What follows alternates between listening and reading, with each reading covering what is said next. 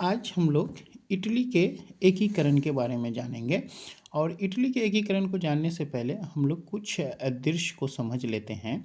जैसे जो यूरोप था ना, उसमें नेपोलियन प्रजातांत्रिक सोच को लेकर के आगे बढ़ा था और फ्रांस की क्रांति हुई थी जिसमें नेपोलियन को विजय मिली थी और नेपोलियन पूरे यूरोप में प्रजातंत्र और गणतंत्र कह सकते हैं उसकी स्थापना करना चाहता था। और उसने एक बड़े क्षेत्र पे यूरोप के विजय हासिल किया था।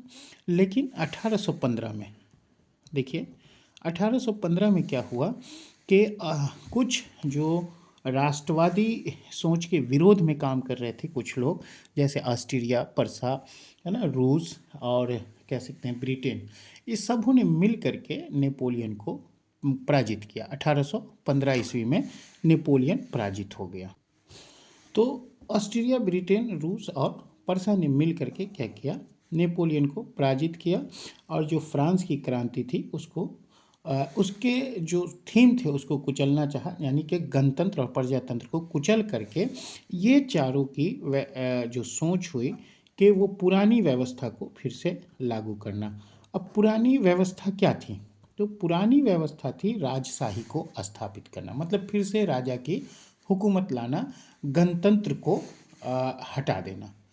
तो इसके लिए क्या हुआ कि जैसे ही नेपोलियन हारा 1815 में, तो ऑस्ट्रिया जो है वियना में एक सम्मेलन किया। कहाँ सम्मेलन किया? ऑस्ट्रिया में सम्मेलन हुआ और उस सम्मेलन की मेजबानी जो है ऑस्ट्रिया का चांसलर किया, जिसका नाम था मेटरनिख। अब मेटरनिख ने क्या किया, इटली को कई भागों में बांट दिया। तो चूंकि वहाँ भी बहुत सारे प्रजातांत्रिक सोच वाले नेता उभर चुके थे, तो उसने सबसे पहले क्या किया, इटली को कई भागों में बांट दिया। हम लोग सबसे पहले इटली के उन भागों को देखते हैं कि उसे कई भागों में जो बांटा वो कौन कौन से भाग हैं। आप यहाँ देख रहे होंगे कि जो उत्तर के भाग थे वो लोम्बार्डी और वेनेशिया थे। इसको क्या किया, ऑस्ट्रिया ने इस दोनों भाग को अपने पास रखा। इसे हम लोग उत्तरी इटली के नाम से जानते हैं। उत्तरी इटली, उत्तरी भाग, इटली का उत्तरी भाग, लोम्बार्डी और वेनेशिया, इसको क्या किया कि ऑस्ट्रिया ने, जो मेटरनिक चांसलर था, उसने अपने पास रखा। और ये जो रोम का शासन था यहाँ पे दे दिया। रोम, जिसमें वेटिकन सिटी वगैरह आता था, वो रोम को पॉप के शासन में दे दिया। किसके? पॉप के, जो धार्मिक गुरु थे। और यहाँ जो टस्कनी, परमा, ये सब कुछ भाग था, इस पूरे को मध्य इटली कहते हैं हम लोग, जिसमें रोम भी है और ये टस्कनी, परमा और भी कुछ छोटे छोटे राज थे। ये सब जो है वो किसको दे दिया? हैम्बक्स राजवंश को दे दिया। तो इस तरह से अभी देख लिया, 1 2 3 हिस्सा हो गया। मध्य वर्ग में 2 हिस्सा, उत्तरी इटली ये, और ये जो है नेप्स और सिसिली, ये दे दिया जो पुरानी राज व्यवस्था थी उसके जो शासक थे बुर्वो वंश, तो बुर्वो वंश को ये दोनों दे दिया। इसको हम लोग दक्षिणी इटली के नाम से जानते हैं, क्योंकि इटली के एकीकरण में ये सारी चीज़ों को हमें समझना होगा। और ये जो सार्डिनिया है और पिडमॉन्ट है, ये दे दिया चार्ल्स एर्बर्ट को, इसका शासक बना दिया, दोनों को मिला करके। तो हम लोग ऐसा कह सकते हैं कि यही जो दोनों को एक साथ मिला दिया, यहीं से इटली का एकीकरण शुरू हो गया। चूँकि चार्ल्स एल्बर्ट जो है वो चाहता था कि इटली, पूरा इटली एक हो जाए। और यहाँ रोम भी चाहता था कि पूरा इटली, यानी पॉप भी चाहता था पूरा इटली एक हो जाए, लेकिन पॉप चाहते थे धार्मिक रूप से और ये चाहता था गणतांत्रिक रूप से। तो यहीं से इटली का समझिए एकीकरण शुरू हुआ। अब हम लोग देखेंगे कि इसमें कौन कौन है जिनका मुख्य रोल था इटली के एकीकरण में। तो आप लोग 3 नाम एकदम जानते होंगे कि इटली के एकीकरण में जो 3 नाम है, बल्कि 4 नाम जिसको आप लोग जानते होंगे। एक नाम है मेजनी, दूसरा नाम है विक्टर इमैनुअल, तीसरा नाम है काउंट कावूर, चौथा नाम है गैरीबाल्डी। अब इसको बारी बारी से समझ लेते हैं। ये जो मैजनी था वो तो समझिए ये बेचारे कोई ख़ास काम नहीं कर सके। ये सिर्फ क्या किया, राष्ट्रवादी, मतलब कह सकते हैं कि लोगों के अंदर राष्ट्रवाद की सोच डालने का काम किया इन्होंने।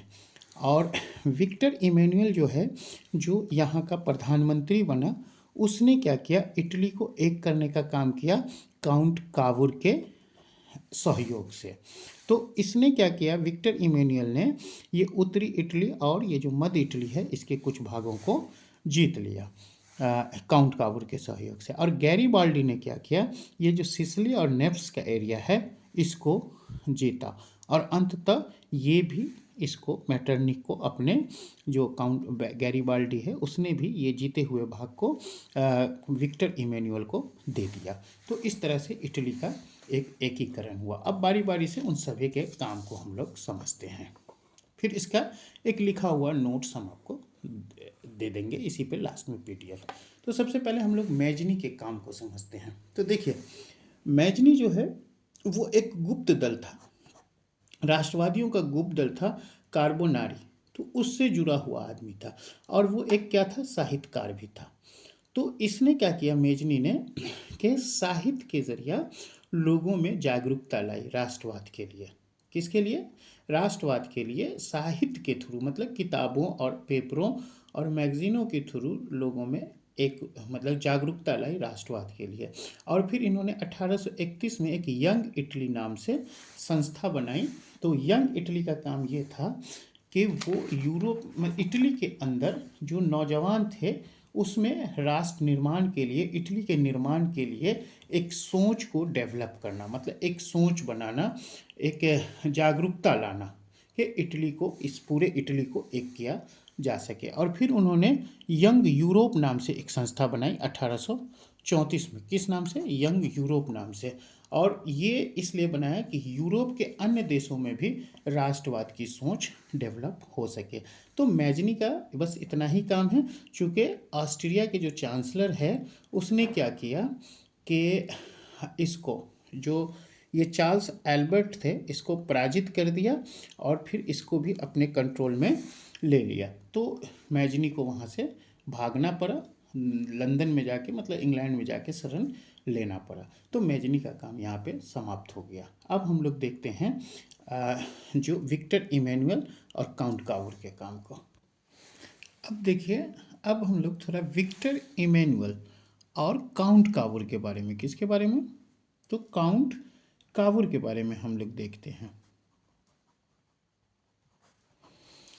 तो एक चीज़ जान लीजिए, जैसे ही एल्बर्ट, जो हम लोग देखा था कि ऑस्ट्रिया का, सॉरी पिडमॉन्ट का, ये जो है देख लीजिए, ये जो पिडमॉन्ट और सर्डिनिया का शासक बना था चार्ल्स एल्बर्ट, इसको जब पराजित किया, पराजित करने के बाद क्या किया कि विक्टर इमैनुअल को, ऑस्ट्रिया के चांसलर ने क्या किया, विक्टर इमैनुअल को पिडमॉन्ट का शासक बना दिया। पिडमॉन्ट आप समझ ही रहे हैं, जो इटली के नक्शा पे आप देख रहे हैं यहाँ पे है, इसका शासक किसको बना दिया?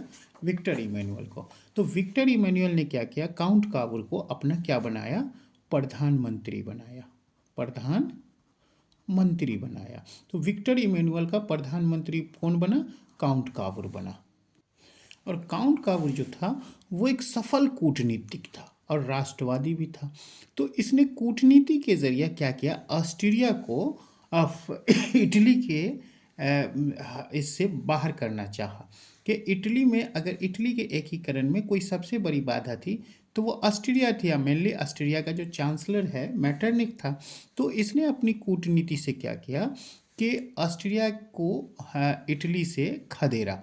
अब कैसे खदेड़ा, तो उस पर हम लोग पहले बात करते हैं। कि देखिए, फ्रांस उस दौर में क्या था कि फ्रांस एक मजबूत देश था और ऑस्ट्रिया भी एक मजबूत देश था। तो फ्रांस जो है वो यहाँ पे है, फ्रांस ये देख रहे हैं, ऑस्ट्रिया है यहाँ पे, तो पिडमॉन्ट का शासन यहाँ पे है। इसने क्या कहा कि अगर हम फ्रांस को, देखिए ऑस्ट्रिया और फ्रांस, तो अगर फ्रांस को वो अपने पक्ष में कर लेता है तो ऑस्ट्रिया कमज़ोर पड़ जाएगा।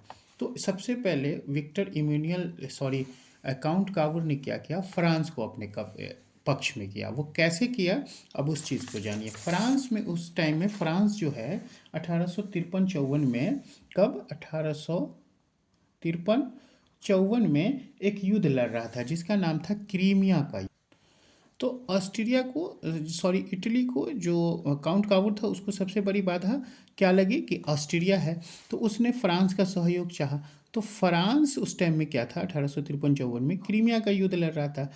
इटली, इसने क्या किया, पिडमॉन्ट ने, मतलब काउंट कावूर ने क्या किया, बिना किसी शर्त के फ्रांस का साथ दे दिया। किसका? ये जो काउंट काबूर है फ्रांस का साथ दे दिया। अब फ्रांस का जब साथ दिया तो जब युद्ध की समाप्ति होती है तो उसके बाद एक शांति सम्मेलन होता है। तो शांति सम्मेलन में क्या हुआ, जो पेरिस में हुआ शांति सम्मेलन, पेरिस में जो शांति सम्मेलन हुआ उसमें पिडमोंट को भी बुलाया गया, मतलब काउंट काबूर को भी बुलाया गया। तो इससे क्या हुआ कि काउंट काबूर मतलब पिडमोंट जो है वो यूरोप में एक मजबूत देश की तरह सामने आया।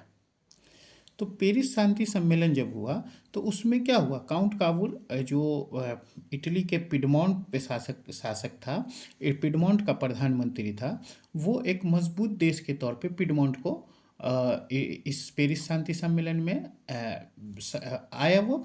और उसमें क्या हुआ कि इटली के एकीकरण की बात पूरे यूरोप के देशों को पता चला कि ऑस्ट्रिया जो ऑस्ट्रिया है वो जबरन यूरोप के कुछ हिस्सों पे कब्जा किए हुआ है। जब ये बात पूरे देश में पूरे यूरोप में फैली तो यूरोप का बैलेंस कहीं ना कहीं किधर आया, ये आ गया पिडमाउंट की तरफ, मतलब काउंट काबूर की तरफ आ गया।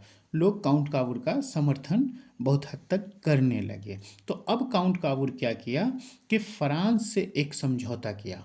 क्या किया, फ्रांस से एक समझौता किया कि अगर फ्रांस उसका साथ देगा, किसका, पिडमोंट का, मतलब काउंट काबूर का। काउंट काबूर ने क्या किया, फ्रांस से एक समझौता किया कि अगर फ्रांस इसका साथ देगा काउंट काबूर का, मतलब इस क्षेत्र का, तो वो सिवाय ये जो जगह है इसको और ये जो छोटी छोटी दो जगह है, इसने कहा कि हम ये दो जो जगह है वो हम आपको दे देंगे। मतलब फ्रांस को बोला कि हम फ्रांस को दे देंगे, बस ऑस्ट्रिया के खिलाफ युद्ध में, ये ऑस्ट्रिया से युद्ध करना चाहा कि ऑस्ट्रिया के खिलाफ युद्ध में वो किसका साथ दे, इसका साथ दे, काउंट काबूर का। मतलब ये एरिया काउंट काबूर का था। तो उसने कहा कि काउंट काबूर ने कहा फ्रांस को कि अगर आप मेरा साथ दीजिएगा तो ये वाली जगह और ये वाली जगह आपको दे देंगे, फ्रांस को दे देंगे। और ये जो है ऑस्ट्रिया से युद्ध करना चाहा। क्यों युद्ध करना चाहा, तो ये लोम्बार्डी और वेनेशिया के लिए युद्ध करना चाहा। तो फ्रांस की मदद से इसने क्या किया, लोम्बार्डी को भी जीत लिया और वेनेशिया को भी जीत लिया।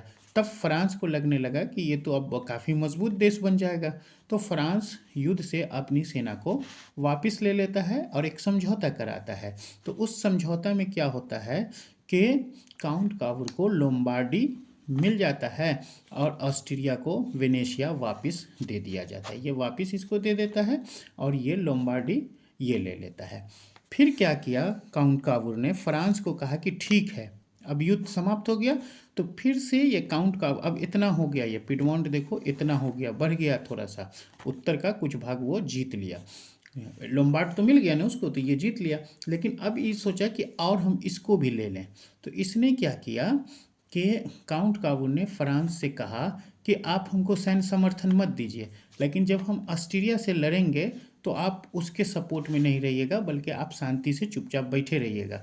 और चुपचाप बैठे रहिएगा तो ये नीस और सेवाय जो है वो फिर वही बात बोला कि पूरा हम फुल्ली आपको दे देंगे।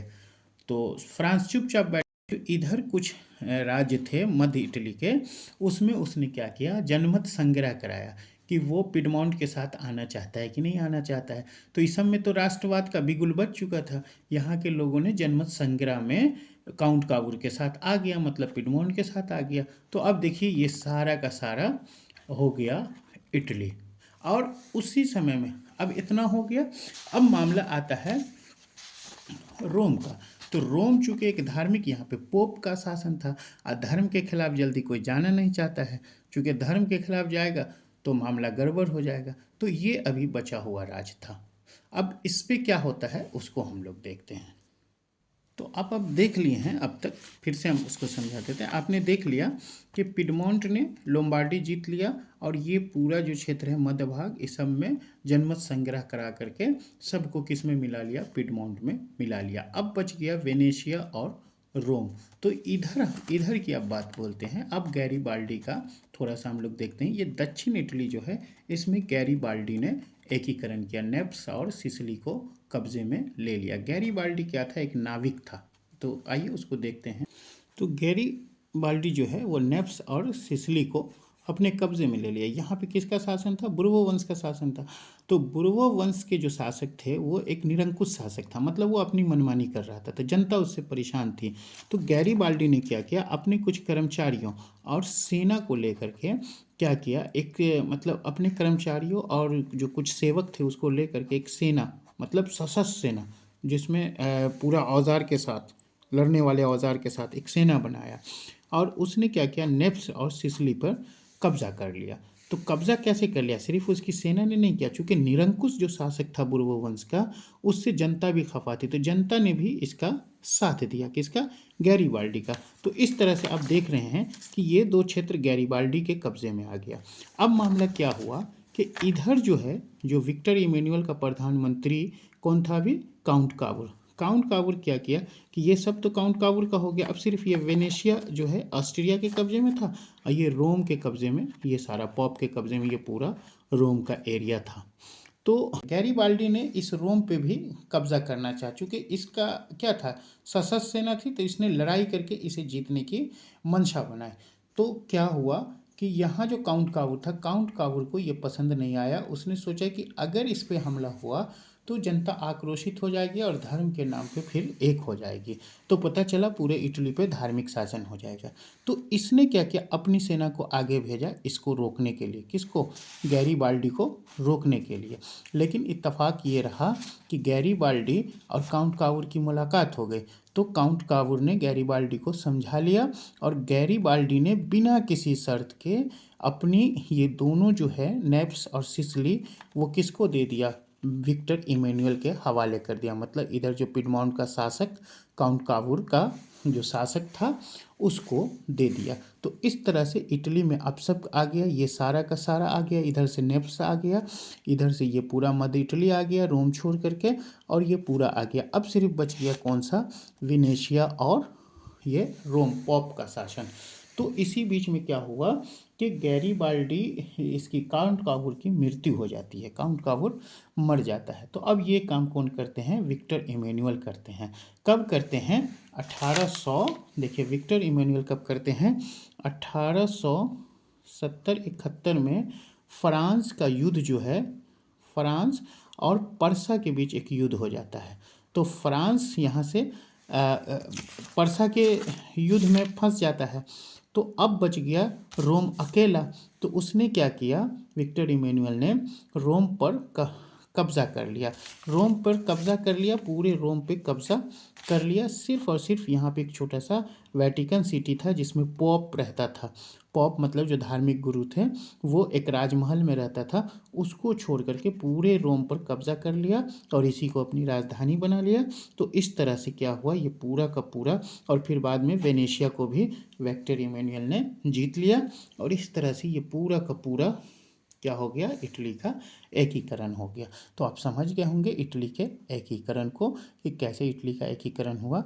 इसका हम एक शॉर्ट नोट्स, जो एक अच्छा सा नोट्स है, वो भी आपको लिख करके इस पर डाल दे रहा हूँ। यहाँ आप देख रहे हैं कि इटली के एकीकरण में मैजनी का क्या क्या रोल है। तो मैजनी के रोल को आप देख रहे हैं, काउंट काबुर के रोल को देख रहे हैं, और गैरीबाल्डी के रोल को देख रहे हैं। तो इसका हम PDF भी आपको सेंड कर देते हैं।